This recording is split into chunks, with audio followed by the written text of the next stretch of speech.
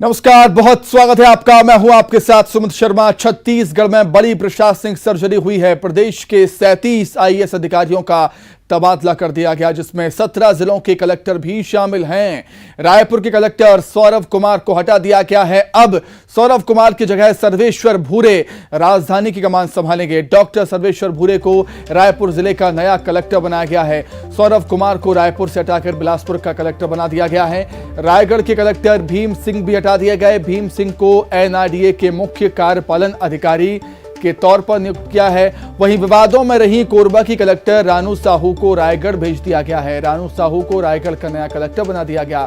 संजीव कुमार झा कोरबा जिले के नए कलेक्टर होंगे। राजनांदगांव के कलेक्टर तारण प्रकाश सिन्हा का तबादला कर दिया गया।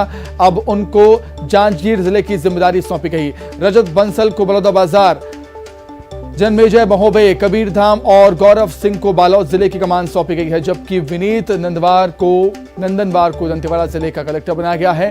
कुंदन कुमार को सरगुजा का कलेक्टर बनाया गया है और विजय दयाराम को बलरामपुर जिले का कलेक्टर बनाया गया है। हरीश एस सुकमा जिले के कलेक्टर होंगे नए। डोमन सिंह को राजनांदगांव दुर्ग जिले की कमान, पुष्पेंद्र कुमार मीणा को राहुल देव को मुंगेली और प्रियंका शुक्ला को कांकेर जिले की कमान सौंपी गई।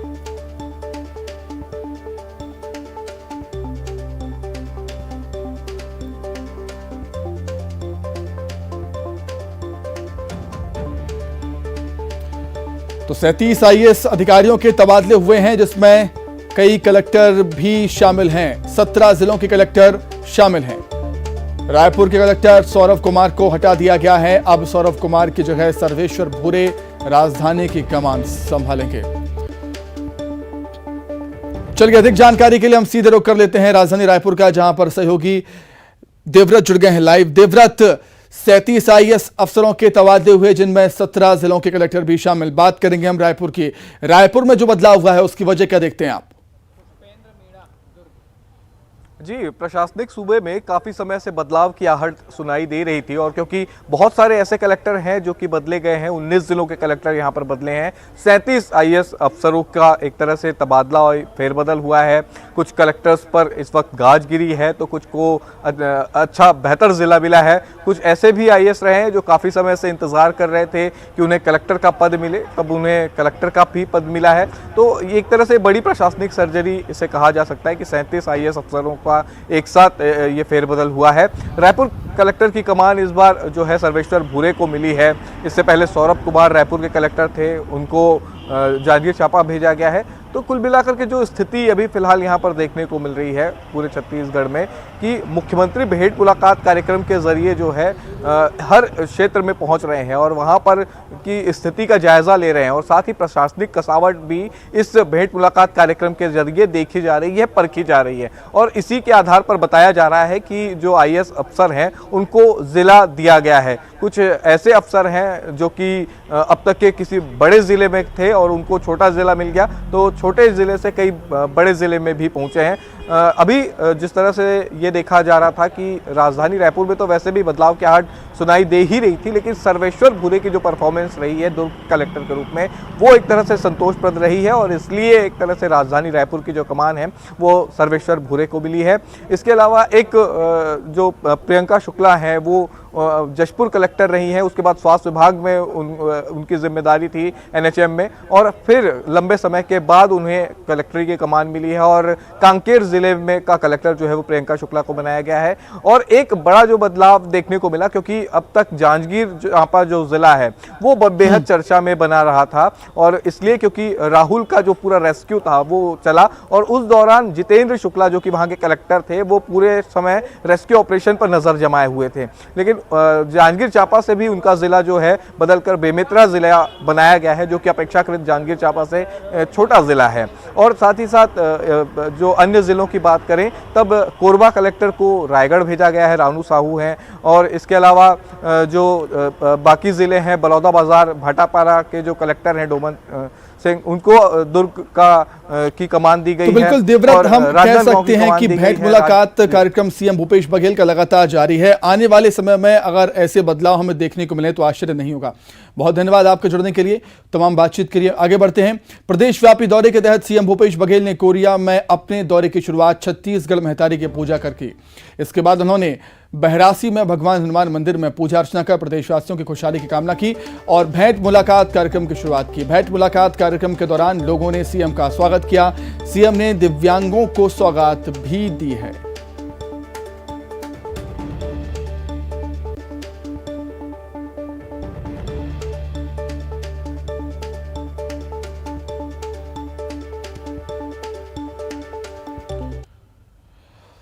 भाई कोरिया के आनंदपुर गांव में 125 फीट का पेड़ बन चुका है और पूर्व प्रधानमंत्री राजीव गांधी के आनंदपुर गांव के विशेष पिछड़ी जनजाति पंडों को रामचरण साय को पीपल का पौधा देकर कहा था कि इसकी देखभाल कर बड़ा करना है। 38 साल पहले जुलाई 1984 में परिवार सहित आनंदपुर राजीव गांधी आए थे और आज सीएम भूपेश बघेल को ये बातें उन्होंने बताई।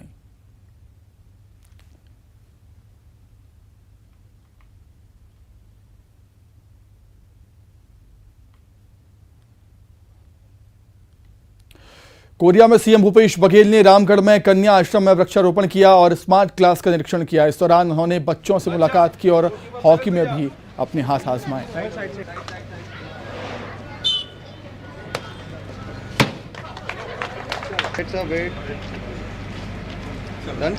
लाइट बहुत जल्दी चली जाती है, तो सर हम चाहते हैं कि आप ये छोटी सुविधा कीजिए। बिल्कुल करा दें। सर और सर हम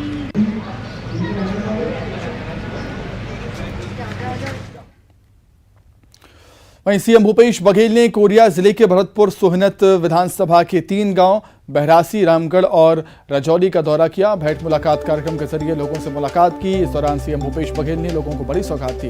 बहरासी में उन्होंने कई बड़ी घोषणाएं भी की हैं। सीएम भूपेश बघेल ने जनकपुर को नगर पंचायत का दर्जा देने का ऐलान किया है। रामदहा को पर्यटन केंद्र के रूप में विकसित करने का ऐलान किया है। भरतपुर सोहनत विधानसभा क्षेत्र के सभी गांवों में देवगुड़ी के निर्माण के लिए 5-5 लाख रुपए की मंजूरी दी। बहरासी हायर सेकेंडरी स्कूल के लिए नया भवन बनेगा। जनकपुर कोटा डोल सड़क के प्रभावितों के मुआवजे के लिए 3 करोड़ रुपए का ऐलान किया गया है। मादी सराय में बिजली उपकेंद्र और क्षेत्र के बिजली विहीन 26 गांव में बिजली पहुंचाने का भी ऐलान सीएम भूपेश बघेल ने किया। वो है विधायक जी ने मांग की है, बच्चे लोग तख्ती लेके बैठे हैं, तो सबसे पहले ग्राम बहरासी के हायर सेकेंडरी स्कूल के लिए नए भवन का निर्माण किया जाएगा। अब तख्ती नीचे करो और ताली बजाओ, ठीक है। और रमदहा जलप्रपात को पर्यटन स्थल के रूप में विकसित किया जाएगा।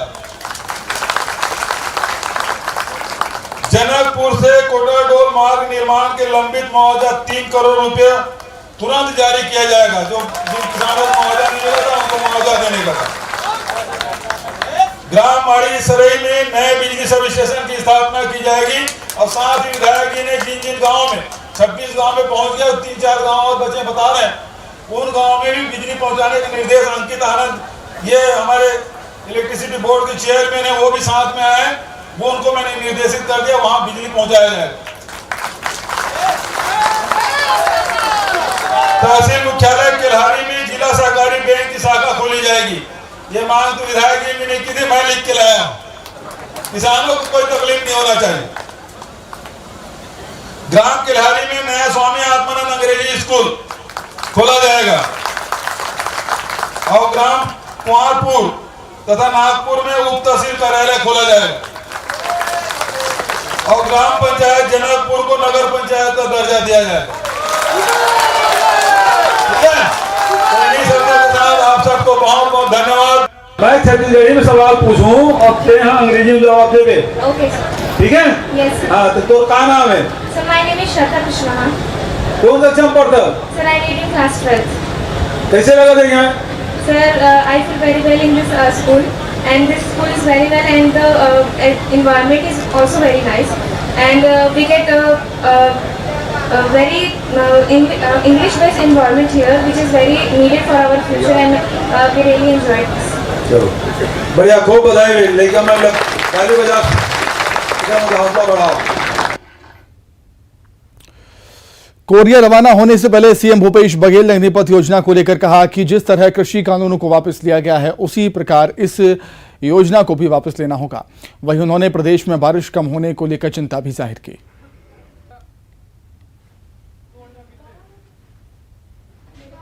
तो लगातार ये कार्यक्रम चल रहा है और भेंट मुलाकात कार्यक्रम में बहुत सारे योजनाओं के बारे में जानकारी भी मिलती है और जनता को जो परेशानी है, किसानों को परेशानी है, उसके बारे में भी हम लोग निर्णय लेते हैं।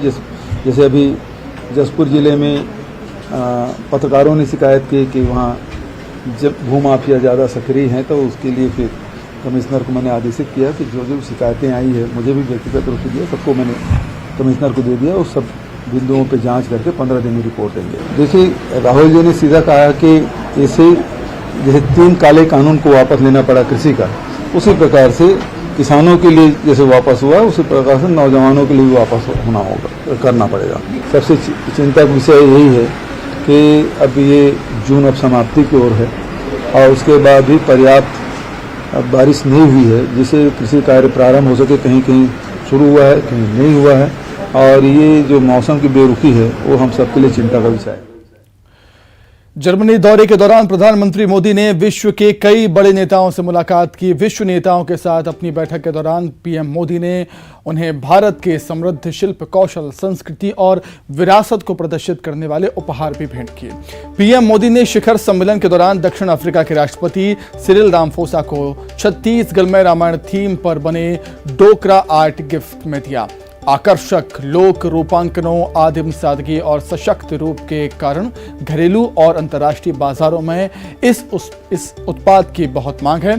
छत्तीसगढ़ की यह विशेष कलाकृति रावण विषय पर आधारित है। कलाकृति में प्रमुख पात्र भगवान श्री राम हैं, जो लक्ष्मण, देवी सीता और राम भक्त हनुमान जी के साथ एक हाथी की सवारी कर रहे हैं। इसके साथ ही पीएम मोदी ने अर्जेंटीना के राष्ट्रपति अल्बर्टो फर्नांडिस को नंदी थीम पर बना डोकरा आर्ट गिफ्ट किया है। छत्तीसगढ़ की यह विशेष कलाकृति नंदी दी मेडिटेटिव बुल की एक कलाकृति है।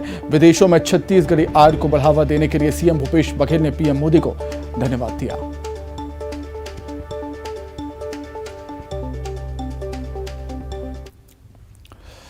रायपुर नगर में चल रहे मोर महापौर मोर द्वार कार्यक्रम को लेकर विपक्ष ने सवाल खड़े किए हैं और महापौर एजाज ढेबर पर सिर्फ खुद की ब्रांडिंग करने का आरोप लगाया।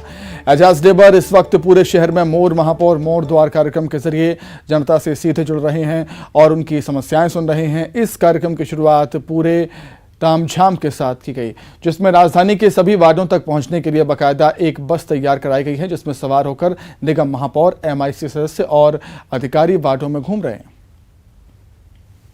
देखिए, पिछले कार्यकाल में पिछले वर्ष इन्होंने तोहर सरकार तोहर द्वार कार्यक्रम चलाया था और कार्यक्रम पूरी तरह से फ्लॉप हो गया।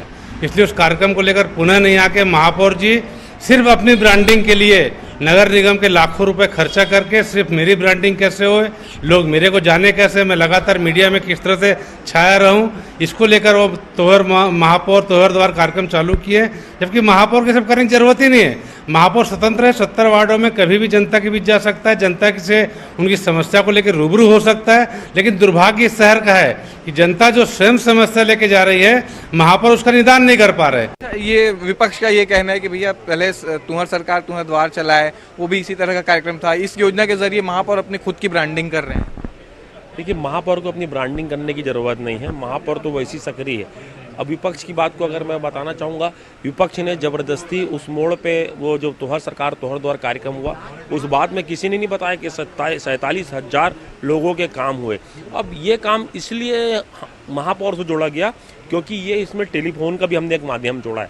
9 से 11 टेलीफोन हमने सुना, टेलीफोन सुनने के बाद फिर यहाँ पर उसी टेलीफोन के माध्यम 17 लोगों की समस्या का समाधान हुआ, फिर यहाँ पे लोगों की समस्या का समाधान हुआ। तो विपक्ष का काम है बोलना, मुझे उससे कोई फर्क नहीं पड़ता।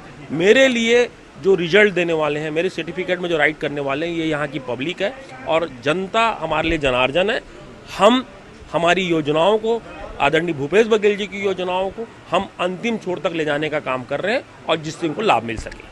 बिल्कुल, पब्लिक है और पब्लिक सब कुछ जानती है कि आखिर योजनाओं का फ़ायदा कितना मिल रहा है और इस तरह के जो कार्यक्रम आयोजित किए जाते हैं वो वाकई फ़ायदेमंद हैं या नहीं। भले ही कार्यक्रम आयोजित कर दिए जाते हों या उससे ब्रांडिंग भी जुड़ी हो, लेकिन अगर लोगों की समस्याओं का समाधान होता है तो इस तरह की पहल ज़रूरी है। लेकिन अगर समस्याएं ही नहीं सुलझाई जाए तब सवाल उठेंगे ही। हालांकि ये फैसला पब्लिक करेगी कि उनकी समस्याओं का समाधान हो रहा है या नहीं। कैमरा पर्सन रोहित श्रीवास्तव के साथ देवव्रत भगत, न्यूज़ 18 रायपुर। ऊर्जाधानी कोरबा में बुधवार को 12 से 3 बजे के बीच पूरे शहर की बिजली गुल रहेगी। दरअसल ब्लैकआउट की स्थिति से निपटने के लिए प्रशिक्षण के उद्देश्य से बिजली विभाग मॉक ड्रिल करने जा रहा है। इस मॉक ड्रिल में सीएसईबी की उत्पादन, वितरण और परिक्षण 3 कंपनियां हिस्सा लेंगी और इसी मॉक ड्रिल के लिए बुधवार को 3 घंटे तक पूरे कोरबा शहर में बिजली गुल रहेगी। 29 तारीख को भारत शासन की योजना के अंतर्गत कोरबा शहर में मॉक ड्रिल का आयोजन किया गया है, जिसमें 3 सब स्टेशन हमारा 100, खरमोरा और जमनीपाली, इस क्षेत्र से निकले हुए जितने भी 33 के भी लाइन हैं सारे बंद रहेंगे। ये 29 तारीख को होगा। दोपहर 12 बजे से 3 बजे तक समय अवधि दिया गया है। हो सकता है तो इसके बीच में भी चालू हो सकता है, लेकिन समय अवधि 12 से 3 के बीच में किया गया है। बालोद जिले की दिल्ली राजहरा नगर पालिका के पार्षद पालिका उपाध्यक्ष से नाराज चल रहे हैं। उन्हें उपाध्यक्ष पद से हटाने के लिए अविश्वास प्रस्ताव की मांग की है। उन्होंने बीजेपी कांग्रेस दोनों दलों के पार्षदों का आरोप है कि उपाध्यक्ष संतोष देवांगन का रवैया ठीक नहीं और वो नगर में होने वाले विकास कार्यों में बाधा डाल रहे हैं, जिसके चलते नगर का विकास नहीं हो पा रहा। पार्षदों ने मुख्य नगर पालिका अधिकारी और कलेक्टर को ज्ञापन सौंपकर अविश्वास प्रस्ताव की मांग की। समस्त 9-10 पार्षद मिलकर आज मुख्य नगर पालिका अधिकारी को भी पत्र सौंपा है और कलेक्टर महोदय को भी पत्र सौंपा है अविश्वास प्रस्ताव के खिलाफ। ये जो हमारे यहाँ नगर पालिका परिषद दिल्ली राजहरा में उपाध्यक्ष हैं श्री संतोष देवांगन जी के अड़ियल रवैये और विकास कार्य में जो लगातार बाधा डालते हैं, उसके विरोध में हम उनको उनके नाम से अविश्वास प्रस्ताव ला रहे हैं। अध्यक्ष संतोष देवांगन जी के अड़ियल कार्य को देखते हुए हर कार्य को रोकना, विकास कार्य को टोकना, ये सब देखते हुए हम लोग बहुत परेशान थे। इसलिए हम लोग नगर पालिका अधिकारी और कलेक्टर साहब को हम लोगों ने अविश्वास। धमतरी जिला रोजगार कार्यालय में पंजीयन के लिए बेरोजगार युवाओं की भीड़ लग रही है। वहीं स्टाफ की कमी की वजह से यहां कर्मचारियों को भी परेशानियों का सामना करना पड़ रहा है। वहीं रोजगार कार्यालय में पंजीयन कराने आए युवाओं के बैठने तक की जगह नहीं है। पंखा नहीं होने से घंटों गर्मी में खड़े रहे युवा परेशान होते रहे। स्टाफ कम होने की वजह से लंबी लाइन लग रही है। दरअसल यहां 9 स्टाफ की जगह है, लेकिन सिर्फ 4 स्टाफ ही हैं और जिसकी वजह से इन कर्मचारियों का भी काम का बोझ इन पर पड़ रहा है। खबर कांकेर से, जहां पर बड़ी नक्सली साजिश को नाकाम किया गया। रावघाट नारायणपुर मार्ग पर आईईडी बम बरामद हुआ है। सर्चिंग पार्टी को नुकसान पहुंचाने के लिए ये आईईडी बम लगाया हुआ था। बीएसएफ और डीआईजी के संयुक्त टीम ने इसे बरामद किया है। रावघाट थाना क्षेत्र का मामला और बम को डिफ्यूज भी कर दिया गया।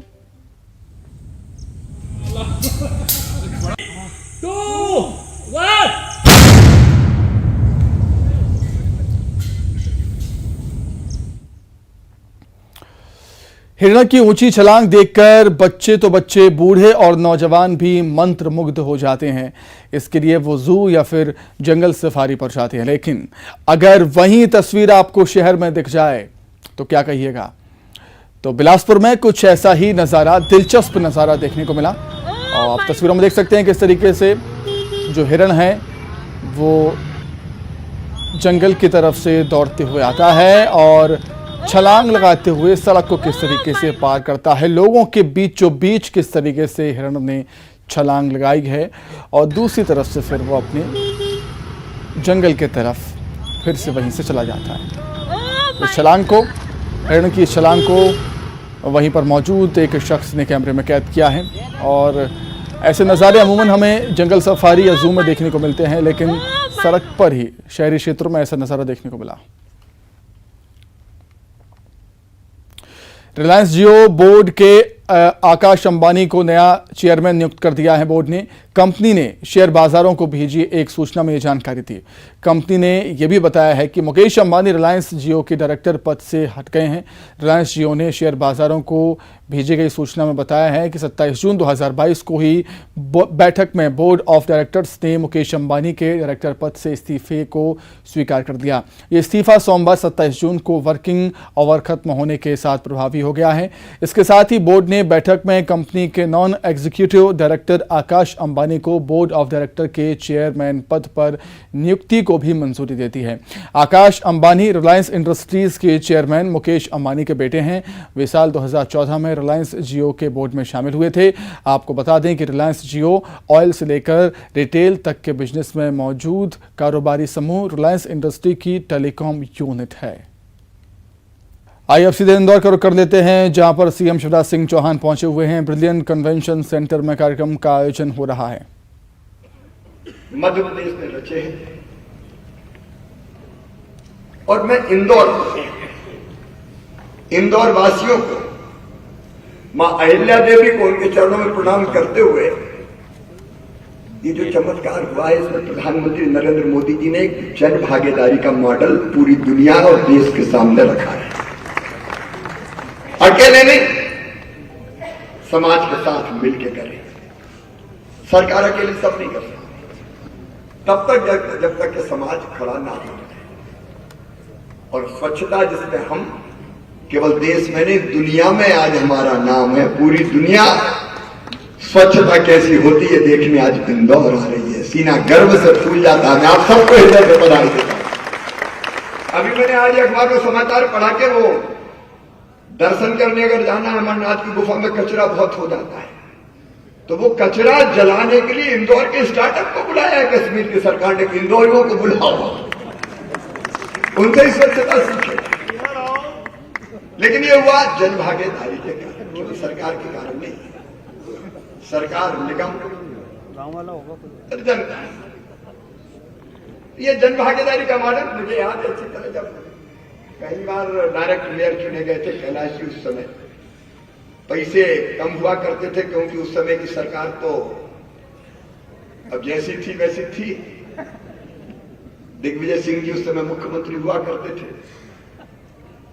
लेकिन एक जन भागीदारी का मॉडल उस समय शुरू किया था कि जनता भी मिला और हम भी मिला और सड़क बना। अब अगर कल के इंदौर की बात करें तो इसी के साथ ही फिलहाल इस बुलेटिन में इतना ही। खबरें लगातार जारी हैं। नमस्कार।